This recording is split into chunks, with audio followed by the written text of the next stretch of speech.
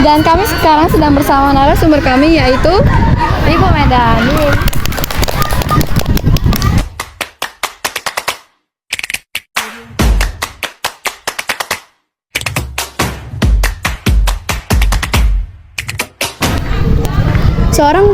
Seorang remaja ditangkap polisi karena telah menyodomi anak di bawah umur.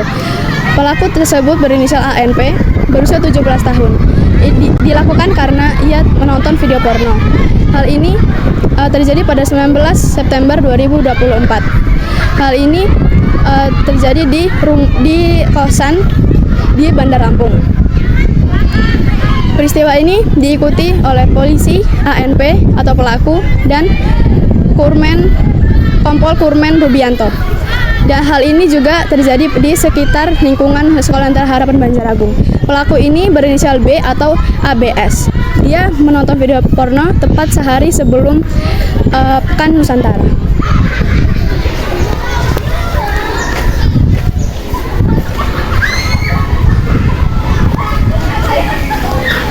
Baik Ibu, bagaimana rasanya ketika masuk ke dalam video kami? Deg-degan ya, karena saya tidak terlalu mempersiapkan diri. Karena tadi kemarin saya mau minta panduan pertanyaan, tapi karena diminta spontan, ya rasanya deg-degan. Tapi harus melakukannya. Oke. Sebelum masuk, kami mau perkenalan dulu ke teman-teman yang menonton sekalian video ini juga. Perkenalkan, nama saya Felicia Hayumi, nama saya Danasya Putri, Syaflin, Syarafa. Dan kami sekarang sedang bersama narasumber kami yaitu Ibu Medan. Berdasarkan berita yang kami kutip, Tanjung Karang Timur, Komisaris Polisi atau Kompol Kurmen Rubianto mengatakan Babin Kamtimas atau Bayangkara Pembina Keamanan dan Ketertiban Masyarakat. Kami mendapatkan laporan dari warga, kemudian kami menyelidikinya, dan pihak keluarga diminta untuk membuat laporan ke Polsek. Pelaku berhasil ditangkap tanpa perlawanan di tempat tinggalnya, dan kami juga menangkap yang bersangkutan tanpa perlawanan dan langsung dibawa ke Mako. Dan hasil pemeriksaan, pengakuan pelaku, ia sering menonton film porno sehingga ia melampiaskan hawa nafsunya ke korban yang berusia 8 tahun. Korban tersebut adalah tetangga dekatnya sendiri, ungkap Kompol Kurmen Rubianto. ANP juga dijerat pasal Undang-Undang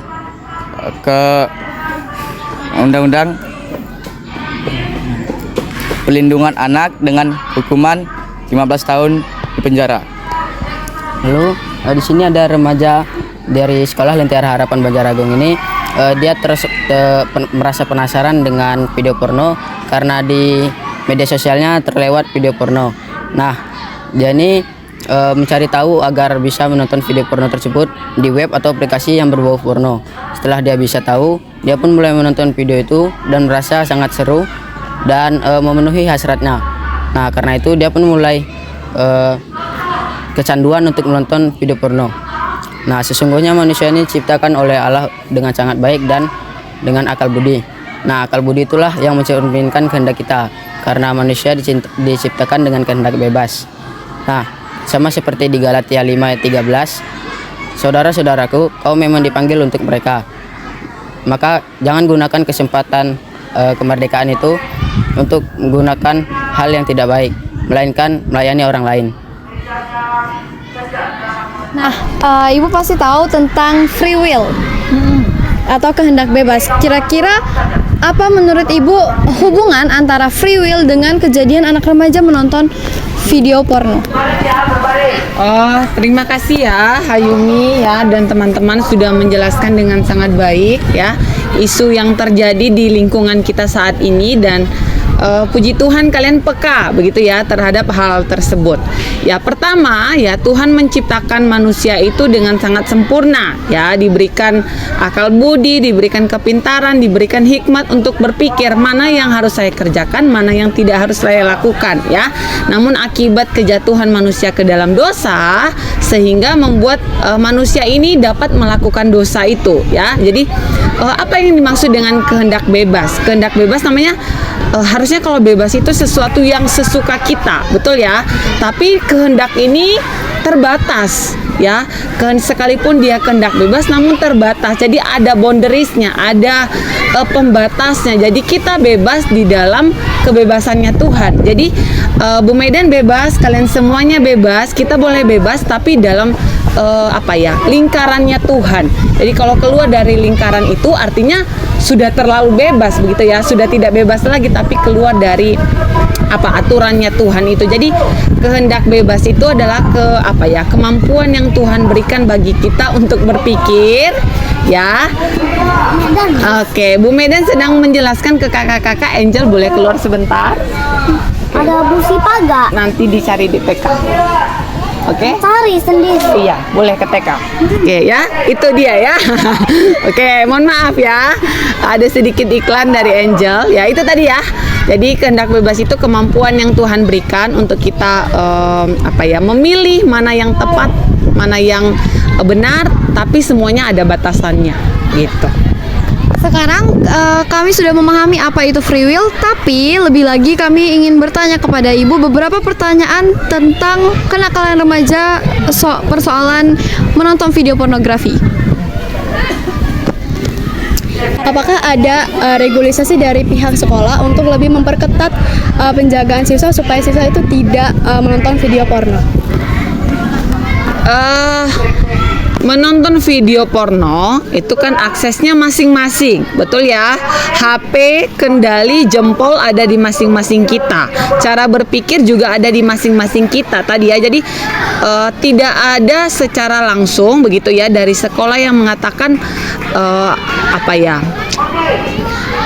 secara aturan begitu ya, secara aturan tertulis tidak ada begitu ya. Ini aturannya tidak menonton porno dan segala macam, tapi ini adalah nilai-nilai moral ya, nilai-nilai moral, nilai-nilai spiritual yang memang tidak harus tertulis pun sebenarnya tidak perlu dilakukan. Jadi kalau ditanyain regulasi dari sekolah seperti apa, mungkin yang ada di sekolah adalah penanganan setelah ketahuan begitu ya, Flynn, Rafa dan teman-teman begitu ya. Penanganan yang dapat dilakukan setelah terjadi, misalnya ketahuan menonton porno, apa yang dilakukan?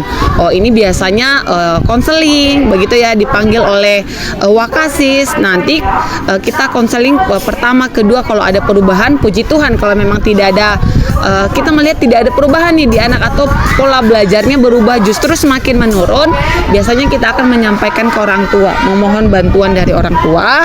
Kira-kira penanganan di rumah juga seperti apa. Tapi sekali lagi kendalinya ada di kita ya.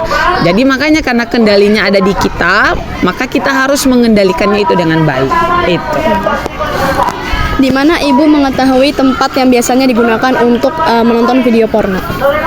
Maksudnya di sekolah atau apa ini? Iya. Seperti kira-kira anak-anak itu suka menonton video porno di tempat seperti apa sih? Oke.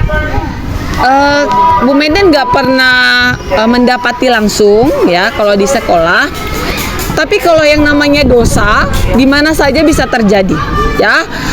Mau di sekolah seketat apapun aturan, di rumah orang tuamu sekeras apapun, tapi karena ada keinginan dalam hatimu, dosa itu tidak mengenal tempat lagi, begitu ya. Jadi dimanapun tempatnya, kalau memang ada keinginan hati untuk melakukan, ya terserah mau dilakukan di mana, begitu. Jadi tidak ada spesifik di rumah, di sekolah, di tempat yang sepi, di tempat yang gelap, di tempat yang terang, tidak ada spesifik. Itu bagaimana hati kita ya tadi ya, bagaimana kita menahan diri untuk tidak melakukannya. Ya, jadi tidak ada tempat spesifik untuk menjelaskan itu. Kemudian menurut Ibu, bagaimana anak itu bisa mengenali video pornografi?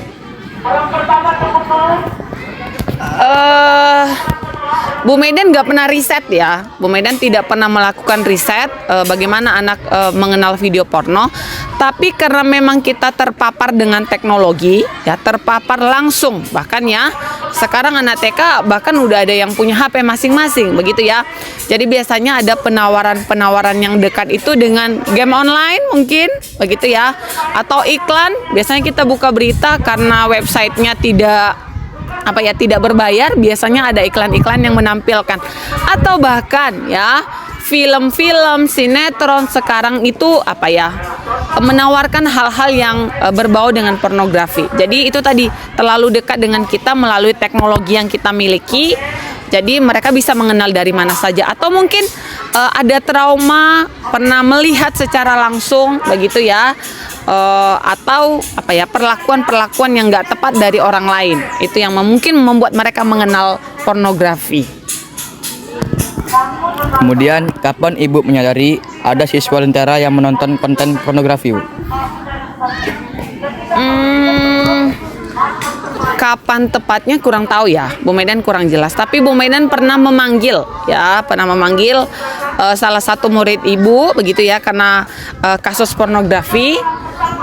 Kapan ini mengenai waktu ya, kalau bicara kapannya, intinya waktu itu tahun kedua atau tahun ketiga Bu Medan, begitu ya, pernah Ibu tangani ada anak yang menonton pornografi. Di situ waktunya.